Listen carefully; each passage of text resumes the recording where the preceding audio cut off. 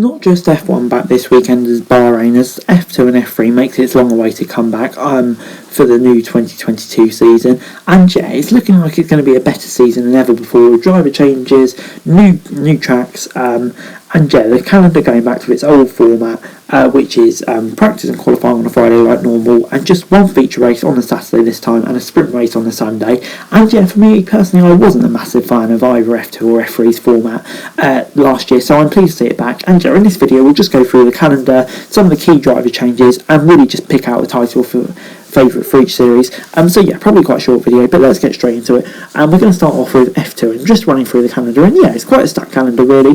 Bahrain, Jeddah, Imola, Barcelona, Monaco, Baku, Silverstone, Austria, Hungary, Spa, Zandvoort, Monza and Yas Marina are on the calendar. And yeah, overall it's a pretty decent calendar. The only issue I have is like the gap between Monza and Abu Dhabi. I thought we left that last year, but you know, it's fine, it's only one gap, and the rest of it looks pretty condensed. And yeah, I'm hyped for this season. It's just going to be so good, and several key driver changes as well. Likes of Daruvala going to Prema, Hauger making his debut at Prema as well, the top team obviously. And then yeah, you've got several step outs. Logan Sargent, now he's got funding, Vesti as well, and then you've got Jack Doohan at Virtuosi. So yeah, there's loads of people that you could really pick out here. But for me, my title favourite, I would probably say, has to be ART's Teo Porcher. Now obviously, Salva Alfa Romeo back lung driver, and we've seen his talent over F3 and F2 over the last few years, and still just incredibly young. You forget how young he is, and yeah, he was super impressive at times last year, like winning Monaco, just incredible achievement.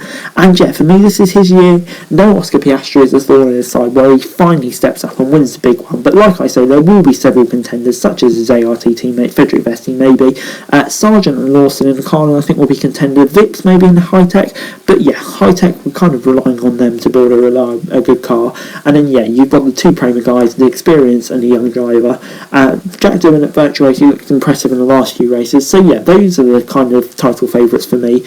Moving on then to F3, and yeah, like F2, it's reverting back to its old format, and yeah, also has several new stars. But yeah, like I just say, just run through the race calendar. There's only 9 of these: Bahrain, Imola, Barcelona, Silverstone, Red Bull Ring, Hungaroring, Spa, Zandvoort and Monza. So yeah, once again, an interesting calendar, and thankfully you don't have a break between Monza and Abu Dhabi, because that's weird for F2. But yeah, some interesting new tracks on there for F3, and ones that I'm definitely intrigued about. And then yeah, like in F3 every year, we've got some interesting driver changes in there. Lots going on, and yeah, it's a grid which it's really hard to call. However, I mean, just looking at it, in Trident, obviously teams champions defeating Prema, which was a surprise. But yeah, they'll come into it with Edgar, Stanek and Maloney, all of which seem pretty highly rated, especially Maloney. I don't really know a lot about him, but I'm excited to see more about him. But yeah, looking at Prema, for me, they have to be title favourites. Their driver lineup looked really strong. Obviously, Arthur Leclerc didn't have the best season last year, but we saw what he could do on occasions, like what is the one where he qualified last and won one of the sprint races. Yeah, France, I think. And then yeah, Jack Crawford, really impressive in his first season, and stepping up to Prema now, he'll have a good chance. Ollie Behrman, I've watched him recently, especially last season, had a super great year. And then you've got the likes of Victor Martins, and for me, he's my title favourite. Obviously, he was a bit inconsistent last year, but for his first season, you can expect that.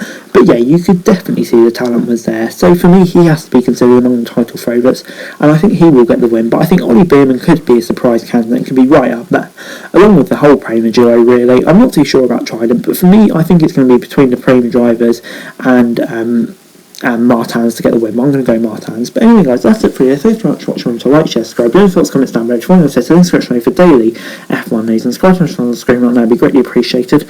Thanks very much for watching. Peace.